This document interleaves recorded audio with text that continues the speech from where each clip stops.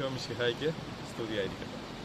മത്തായി എഴുതിയ സുവിശേഷം 1-ാം അധ്യായം 21-ാം വാക്യത്തിൽ നമ്മളിങ്ങനെ കാണുന്നു: അവൾ ഒരു പുത്രനെ പ്രസവിക്കും, നീ അവന് യേശു എന്ന് പേരിടണം.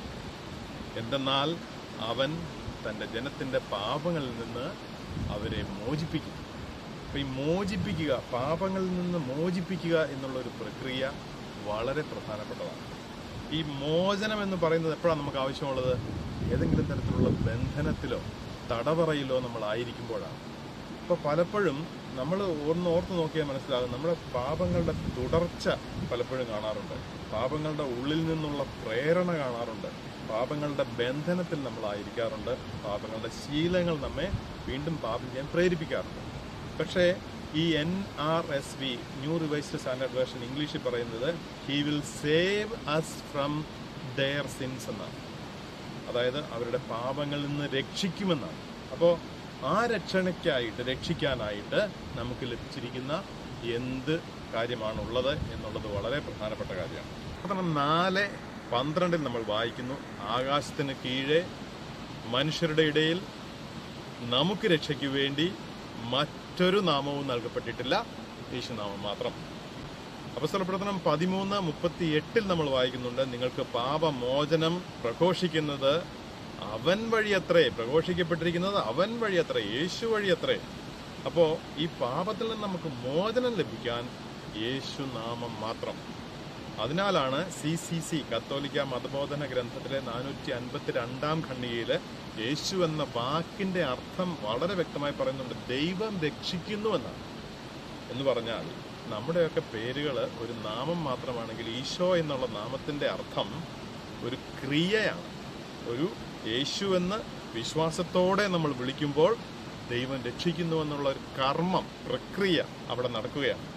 അതുകൊണ്ട് നമുക്ക് 3 കാര്യങ്ങൾക്ക് വേണ്ടി ഇന്ന് മോചനം ലഭിക്കാൻ പ്രാർത്ഥിക്കണം. 1, നമുക്ക് പാപത്തിന്റെ പ്രേരണകളിൽ നിന്ന് വീണ്ടും നമ്മളെ പാപം ചെയ്യാൻ പ്രേരിപ്പിക്കുമ്പോൾ. 2, പാപശീലങ്ങൾ ചില നേരങ്ങളിൽ നമ്മെ ഈ പാപം ചെയ്യണമെന്ന് ഓർമ്മിപ്പിക്കുമ്പോൾ.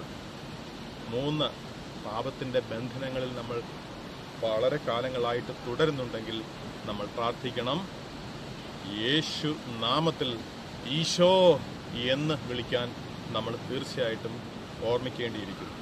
അതുകൊണ്ട് തന്നെ നമ്മൾ ഓർക്കേണ്ടുന്ന ഒരു പ്രധാനപ്പെട്ട കാര്യം, സങ്കീർത്തനം 119:11 ഈശോ നമ്മെ ഓർമ്മിപ്പിക്കുന്നുണ്ട്: അങ്ങേക്കെതിരെ പാപം ചെയ്യാതിരിക്കേണ്ടതിന് ഞാൻ അങ്ങയുടെ വചനം എൻ്റെ ഹൃദയത്തിൽ സൂക്ഷിച്ചിരിക്കുന്നു. യേശുവിൻ്റെ വചനങ്ങൾ ഹൃദയത്തിൽ സൂക്ഷിച്ചുകൊണ്ട് നമുക്ക് പാപത്തിൽ നിന്ന് രക്ഷ നേടാം. യേശുവിൻ്റെ തിരുഹൃദയത്തിലെ തിരുരക്തം നമ്മുടെ മേൽ തളിച്ചുകൊണ്ട് നമുക്ക് ഇന്ന് പാപത്തിൽ നിന്ന് രക്ഷ നേടാം. അതുകൊണ്ട് നമുക്ക് ഇപ്രകാരം പ്രാർത്ഥിക്കാനാവും: യേശു നാമത്തിൻ്റെ ശക്തിയാൽ, യേശുവിൻ്റെ തിരുഹൃദയത്തിലെ തിരുരക്തം എൻ്റെ മേൽ തളിച്ചുകൊണ്ട്, പരിശുദ്ധാത്മാവിൻ്റെ സഹായത്താൽ പാപബന്ധനങ്ങളിൽ നിന്ന് എനിക്ക് മോചനം നൽകണമേ, പാപദുശീലങ്ങളിൽ നിന്ന് എനിക്ക് മോചനം നൽകണമേ. പാപം എന്നെ വളരെ ശക്തിയായി ചെയ്യാൻ പ്രേരിപ്പിക്കുമ്പോൾ അത്തരം പ്രേരണകളിൽ നിന്ന് എനിക്ക് മോചനം നൽകണമേ. നിത്യം പിതാവും പുത്രനും പരിശുദ്ധാത്മാവുമായ സർവേശ്വര എന്നേക്കും ആമേൻ. അതിനാൽ ഈ ക്രിസ്മസ് കാലത്ത്, ഈ ദിവസങ്ങളിൽ നമ്മൾ പാപമോചനത്തിനായി വൈദികന്റെ പക്കൽ അണയുമ്പോൾ, യേശുവിൻ്റെ നാമത്തിൽ നമുക്കായി കൈവപ്പ് ശുശ്രൂഷ ചെയ്യുന്ന വൈദികന്റെ അധികാരത്തിൽ നമുക്ക് നമ്മുടെ പാപബന്ധനങ്ങളിൽ നിന്ന് മോചനം നേടാം. എല്ലാവർക്കും ക്രിസ്തുമസിന്റെ സന്തോഷകരമായ സമാധാനപരമായ ആശംസ നേരുന്നു. വിശുദ്ധ യോഹന്നാൻ എഴുതിയ സുവിശേഷം 1-ാം അധ്യായം 1 മുതൽ 5 വരെയുള്ള വാക്യങ്ങൾ. വചനം മനുഷ്യനായി, ആദിയിൽ വചനമുണ്ടായിരുന്നു, വചനം ദൈവത്തോടു കൂടെയായിരുന്നു, വചനം ദൈവമായിരുന്നു.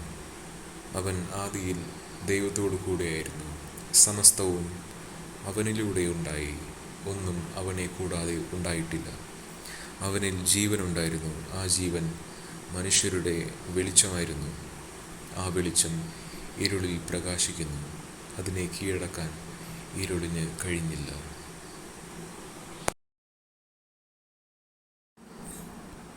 ഐതിഹ്യങ്ങളനുസരിച്ച് ക്രിസ്മസ് ഫാദർ എന്നറിയപ്പെടുന്ന സാന്റാക്ലോസ് 4-ാം നൂറ്റാണ്ടിലെ ആധുനിക തുർക്കിയിലെ ഏഷ്യ മൈനറിൽ ജീവിച്ചിരുന്ന സെന്റ് നിക്കോളാസ് എന്ന സന്യാസിയായിരുന്നു.